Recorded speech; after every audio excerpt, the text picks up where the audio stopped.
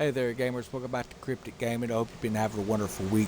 So, I want to take and make a video just kind of encourage you on some grinding things and to remind you of some of the stuff that we've been given in the information alleys, I guess you could call it. So, here recently we had a letter from the producer that had discussed a little bit about some things coming in. So, one of those things that was coming in is they were talking about the ability to lock in your ascension perk and then roll out the percentage. So now as far as when that's going to happen, we obviously we don't have any information on that yet, but I want to encourage you, hang on to any weapons that you've rolled the maximum rolls on already. Hang on to it. I imagine we're going to see something where hopefully they're going to give us a way to add some rolls to it, but I wouldn't get rid of those weapons just yet.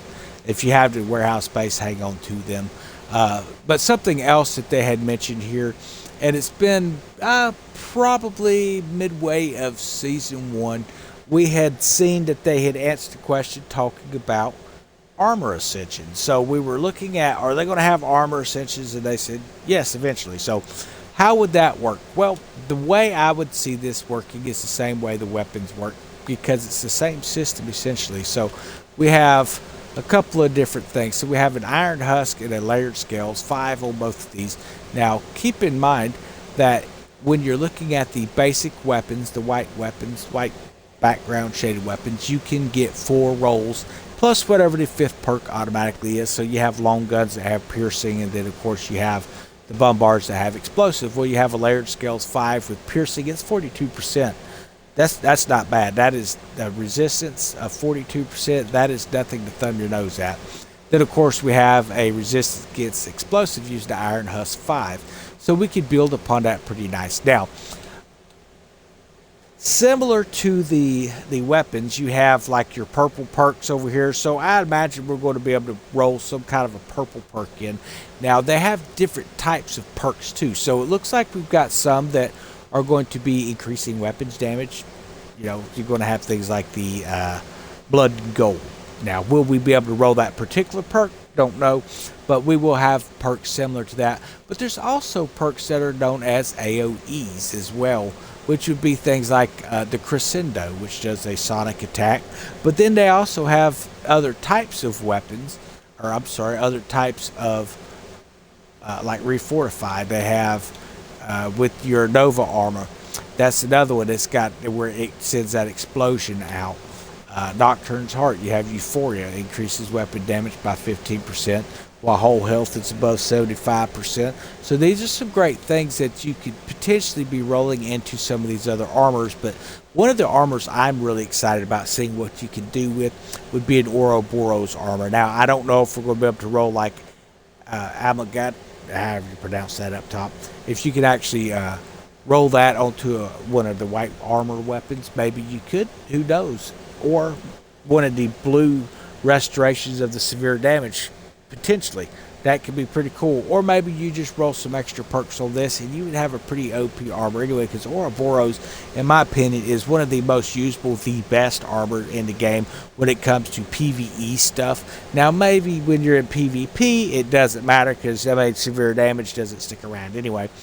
But here in PvE, this is a pretty nice piece of armor and a very nice base that you can build in off of. So that's going to be pretty awesome to see that coming into the game. Then, of course, you have like the Fortress 3s that have double, so be piercing and flooding. And then you would have like the Bastion 3, which gives you against burning and piercing, and that you could build off of as well. Get a purple perk, a blue perk, and a green perk type deal. So those will be pretty sweet to see in there. Now, we had put a video out in the past, and I wanted to just kind of reemphasize on some of this as well. As to when it's coming, again, we're still waiting to find out when Faction Wars is going to release. And as far as what part of Faction Wars we're getting and when, we still have to wait for them to come out with a new roadmap. But there are some things I have noticed in the game. So if you will check whenever you're doing your hostile takeovers, and I don't see any loaded up here, but we'll have some here in about 10 seconds. You have different types of hostile takeovers. You have solos and you have PvPs. Now, when you're running the takeovers, whether it's solo or PvP, and you're destroying the ships that come to defend that fort, you get faction points off some of these level ships, and it's depending on the higher the level, the higher the faction points you get off of it. but you have a solo, and then of course you have a PvP. Now, in the last deck, Alexi and I forget what the other gentleman's name was had mentioned that we would be seeing some attack and defense options coming in, and it would be PvP or PvE. So let's look at something. We're already seeing faction points showing up on this stuff. Now, this is something we didn't see in year one. So could they potentially be just doing a test phase right now on that faction system, where instead of just having hostile takeovers, maybe we have a factional defense or factional takeover. We see spectral defense, and while people don't run spectral defense a whole lot, people do like to run it, but it's a different type of defense. Now, all they would have to do is factional defense. You come in to defend, but if you're, say, DMC, we have a factional defense, so we have to load in to defend. Now, it could be a solo or a PvE where we're just playing against computers, or it could be potentially a PvP. I think that would be the way to go with this. Now, I don't know for sure if that's what we're going to see, guys. This is just a guess based off what we're seeing within the mechanics of the system. But I do recommend that you run some of these hostile takeovers. Pay attention to what's going on. You're going to be seeing these faction points coming into your thing. Now, they don't go anywhere right now. As to how would that be tallied up, there's several ways. There already see quite a few systems that could potentially add that in. One is faction points could tally over into a leaderboard, and I imagine it's going to have some kind of a leaderboard that shows what the Campaign Royale tally is and a DMC rally tally is. Now, is this going to be a seasonal, weekly, and a weekly board just like what they've got now? And who knows? We'll have to wait and see what they do. But there's a few things that they could do, and I would hope to see them do. One is use some sort of leaderboard system, something like this. Or if you play Death Tides, they have, similar to what we see in Smuggler's Pass, they have a pass there where you grind and you earn so many points and you earn stuff. They could potentially do something like that, like a battle pass type deal, and you earn so many points, or do certain objectives, and seeing how it could be even added into like your smuggler pass as well. So you could potentially have event. Let's get to our stuff here. You'd be able to have like your events and your weeklies and your seasonals. They can tally some extra things in there as well. So I imagine we'll see some of that stuff coming into it as well. So that would be pretty cool in the game. And like I say, when that's going to come, guys, I'm not sure. I've not heard anything yet. I got the same Helm update as everyone else that says that they are trying to get a updated roadmap out soon. Now, how soon is soon? I imagine soon is as soon as they can get it out, because right now there's a lot of people and they're kind of hanging in the air waiting to see what's going to happen. But we do know a few things. One is Season 3 is still going to happen. We're going to extend this one by a week.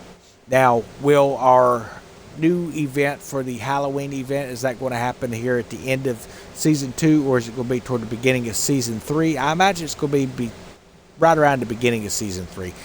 For those who weren't here last year, I'll show you what that is. You will eventually get to run some type of a event for Halloween. At least this is the way it was last year. Hopefully they will rerun it again this year. And when you come up here onto the top section of the island, where I'm headed now, there is a grave. They call it a shrine during the event, but it's a grave. And you're going to come over here to this big above ground casket, the one with the little candles on it.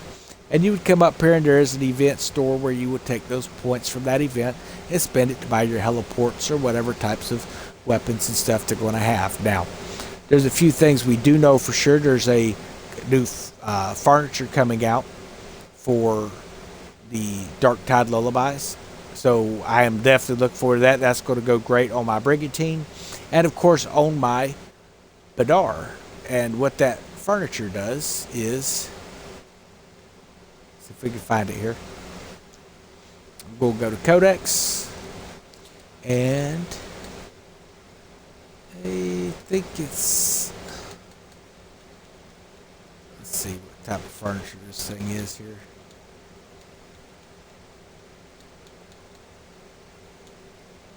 Don't believe it, strange elixir. Anyway, what it does, and I'm sorry if I've forgotten the name of this thing, and we'll keep looking, but what this is going to do is it's going to give you when you turn around and you go to drop your sail again, or drop canvas to pick up the wind, it gives you a 300% boost to add on top of the other furnitures that you've already got for that. So there's gonna be a lot of really good furnitures that work well together for ramming. Definitely looking forward to that. It is called the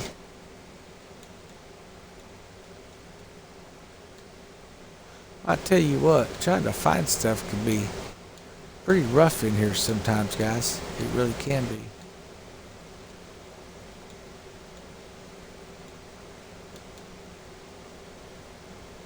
And it's definitely not that.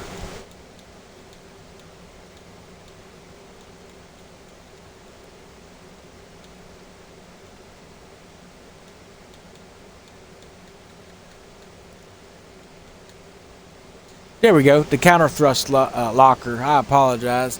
Took me a little bit to find this thing. So it is a system of reinforced pulleys and bracing rigs, converts drag into drive, boosting speeds when ramming or sailing against the wind. After ramming a target, it increases acceleration by 300% for 5 seconds, while sailing against the wind increases the top speed by 10%, reduces cruise stamina depletion while in combat by 10%. This is going to be a really great piece, and it's going to be part of that Dark Tide event. So I'm definitely looking forward to doing that. Now, if you didn't get your Naga's Call here this last event, it is going to be available again in Dark Tide's Lullaby, from what we're seeing here in the weapons as well. So to find that for you guys here.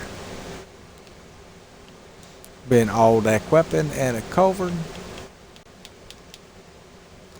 So again, you can see here's the illicit ledger there and Dark Tide Lullaby. So you're gonna be able to pick it up again. So definitely looking forward to that. And of course, we got that new healing torpedo I'm looking for, Nashkers and things. We'll have to also check to see what else is available. But I imagine a lot of the same weapons will be available during that event, but also including that new torpedo. So definitely looking forward to grabbing that. Now, are we going to have to buy the torpedo, or can we earn it?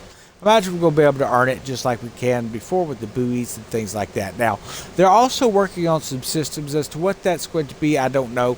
But I think that maybe is what we're starting to see with some of the map stuff I'm hoping that they're going to go to a contractual system or something that's going to require you to actually summon bosses rather than just pop up. Because like if you're running a convoy, you don't want to be running into Watch the Throne and the Thunder Dragon at the same time, plus whatever other convoys running through here. It could get kind of overwhelming, especially World Tier 2. So they've discussed, they haven't really released how, but they've discussed it. There'll be certain ways to summon bosses and certain ways to summon sea monsters and things like that. While some will still be available to just free roam the seas, others will actually require you to summon it in some fashion, whether it's a contract or how they decide to do that. Your guess is as good as mine at this point. But I hope this video has found you in good health, guys, and I hope it's good, kind of encouraged you to continue that grind. And I want to remind you, man, right now, Megafort Wolvenhall is still one of the best places to get all of your materials. For those of you who are still fairly new to the game, if you've got to where you can get to Tier 2 and open up where you can go into Wolvenhall, or you have a friend who can bring you over there, this is a great place to get those upgrade parts, ascension modules, and masterwork kits. Get you some shots in and keep selling around, and at the very least, shoot the Megafort. If you can't shoot anything else, shoot the Megafort. What you don't want to do is go sit at an island like some of the people that do.